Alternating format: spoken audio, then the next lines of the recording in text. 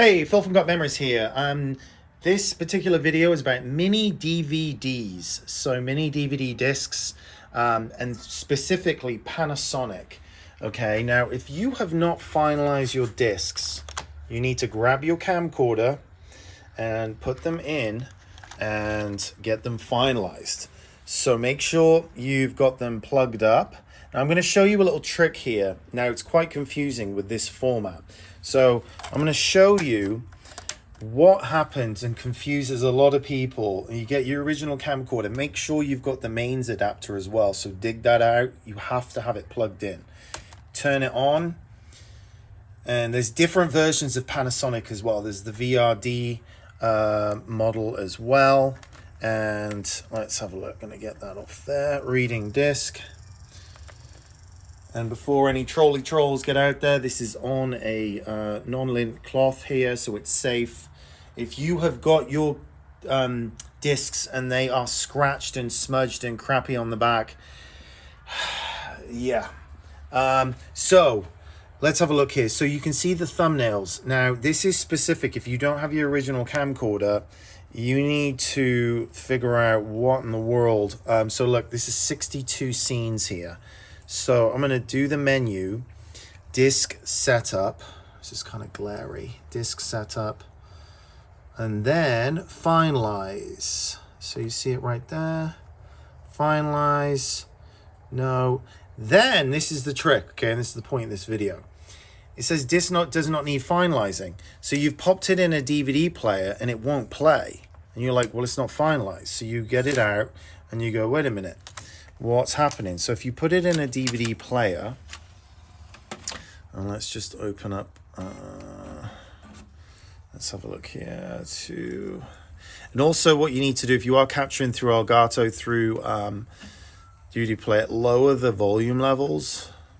You can rip these discs. There's a million different ways to do this. For the trolls out there that are usually sitting there in their armchair in their mother's basement critiquing everything, go find a hobby. There's lots of different. Here we go. Look. So you pop it in a DVD player and you see this here. Now this is a Panasonic, recorded on Panasonic, and I've specifically put it in a Panasonic DVD player. So you've got this and you go, wait a minute, what's happening? You hit play and like nothing's happening. Okay. Look, I'm hitting play. Nothing.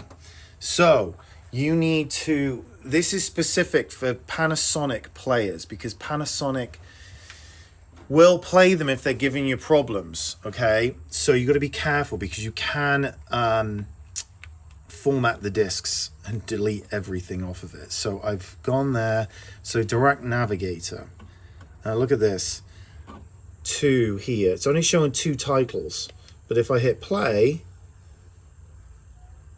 it's going to hopefully play and not get frozen. Okay, this is, looks like still pictures, because you can take pictures with these things as well. Remember, you hit the button, you can take a still picture. So it's playing back all the pictures. Now I'm going to return to menu, hopefully. Okay, stop. Okay, there we go. So this is the video portion and then it's playing it. So you have to go return to menu and then it will be just like this. It has to be in a Panasonic player.